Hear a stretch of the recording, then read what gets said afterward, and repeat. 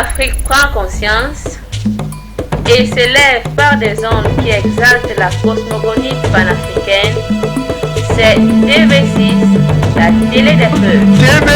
TV6 est une télévision qui colle avec l'actualité. Recevez TV6 sur tous les écrans. Votre télévision est regardée partout dans le monde.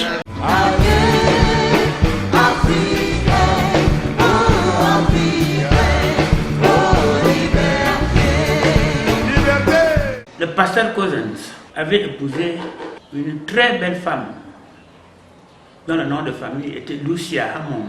Et c'est l'épouse du docteur Cousins qui a créé un samba binga. Et elle était aimée de toutes les femmes. La maison de docteur Cousins était à moins de 200 mètres à peu près de celle où mon père habitait, comme apprenant à Frank James.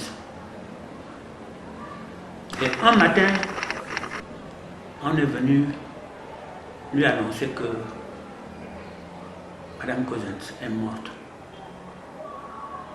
On l'a tuée pendant la nuit. Tout le monde qui a vu ce spectacle s'est dit, ce n'est pas quelqu'un d'ici qui a fait ce travail, parce que chez nous, on ne sait pas égorger une personne comme si on égorge un mouton.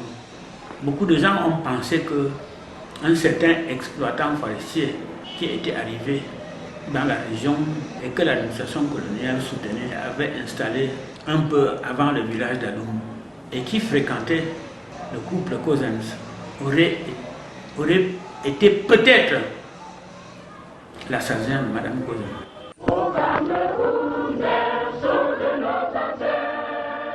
Le 1er janvier 1960, le Cameroun francophone est indépendant. Entre-temps, celui que l'histoire attribue la fondation de l'Union des populations du Cameroun, UPC, Charles Assalé, ressortissant de Ndjongoto, se serait reconverti pour être de bonne intelligence avec l'Hexagone. Il devient en 1962 le premier ministre du président Ahidjo. Les indiscrétions à l'époque affirment qu'il serait l'artisan du décret du 31 mars 1962, créant le district et la commune d'Akomdu. De 62 à aujourd'hui, Akomdu a évolué.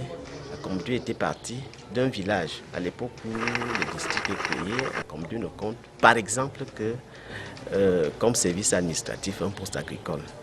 Aujourd'hui, Akomdu a pratiquement tous les services administratifs relatifs à un arrondissement qu'il est finalement devenu. Donc sur le plan de l'histoire, sur le plan de l'administration, on peut penser que Akomdu a évolué comme la plupart des autres arrondissements de son âge. En 62, l'unité était beaucoup plus vaste parce qu'elle englobait Ignété et une bonne partie même de Bipindi qui n'existait pas encore. Bon, et ça signifie donc avec la nouvelle création de ces unités-là, la superficie de l'arrondissement a été réduite de manière assez drastique. On est parti de près de 2600 km² à 885 actuellement.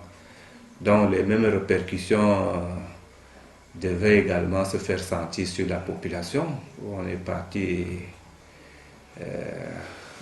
où elle a été réduite de moitié, sinon du tiers, avec la création de ces deux nouvelles unités qui sont tout autour de nous. Je peux vous dire qu'Akomdu a un peu évolué en dents d'ici.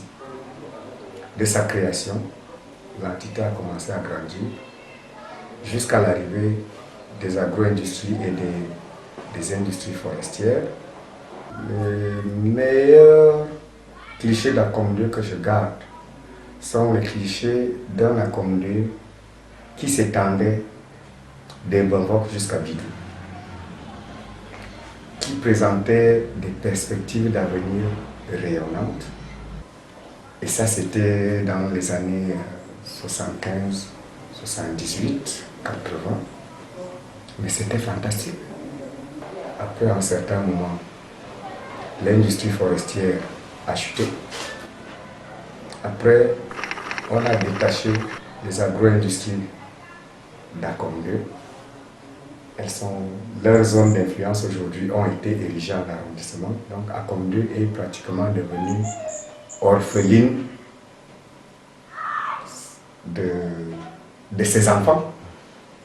L'activité économique, comme je le disais, fait parce que nous avons sous la main des petits commerçants auprès desquels nous prélevons des montants modiques. Or, nous n'avons pas une structure assez importante qui puisse justement appuyer cet aspect de la chose. Dans les années antérieures, quand je regarde les archives, c'est VECAM qui faisait la force de cette commune. Depuis qu'on a retiré VECAM d'ACOM 2, tout a basculé. Le 1er septembre 1992, suite à la création du district de Niété, ACOM 2 se voit amputé de son poumon économique. Le complexe agro-industriel et VECAM abrite désormais la commune de Niété. Et après sa privatisation en 1996, la mastodonte capitaliste s'éloignera davantage du développement local. Nous déplorons quand même au niveau de l'arrondissement d'ACOM 2 et celui du nouvel arrondissement de Niété, nous avons quand même eu droit à abriter une grande agro-industrie qui est VECAM. Mais les conditions d'exploitation de cette agro-industrie jusqu'à aujourd'hui ont posé problème et n'ont pas apporté beaucoup, n'ont pas répondu à un certain nombre d'attentes.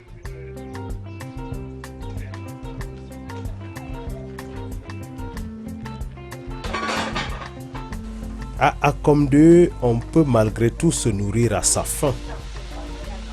Peut-être même vouloir ravitailler les villes de Kribi et des Bolo va en vivre. Mais hélas, la route constitue un obstacle de taille.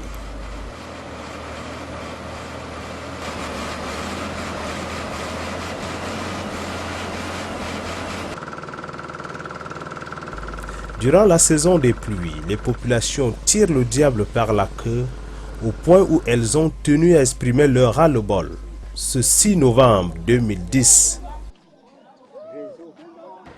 En guise de protestation contre les conditions de vie dans cette localité, la jeunesse a investi la rue.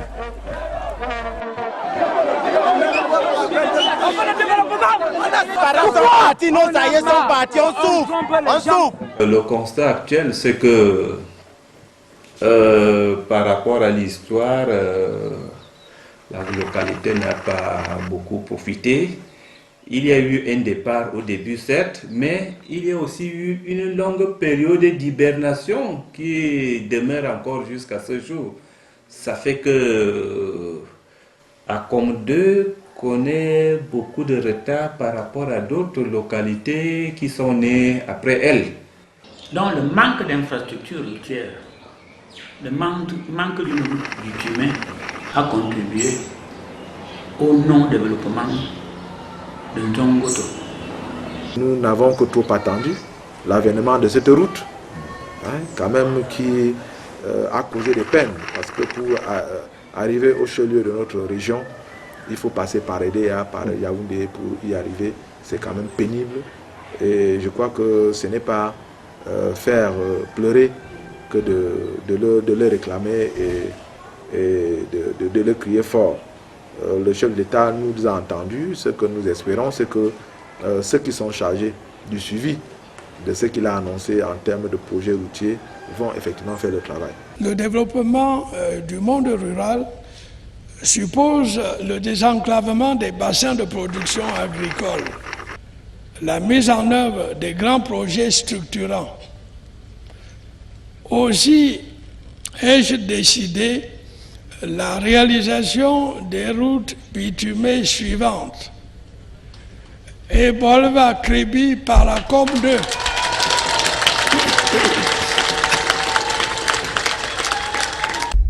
Quand l'Afrique prend conscience et s'élève par des ondes qui exaltent la cosmogonie panafricaine, c'est DV6 la télé des peuples.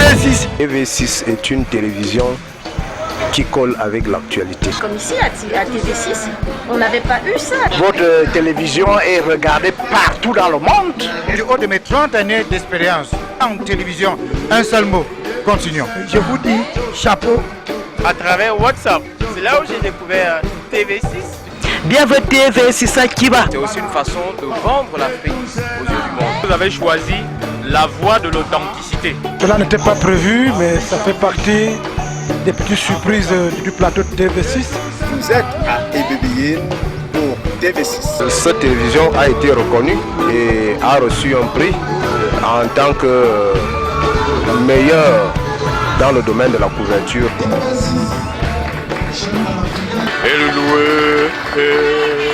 TV6. La télé des peuples.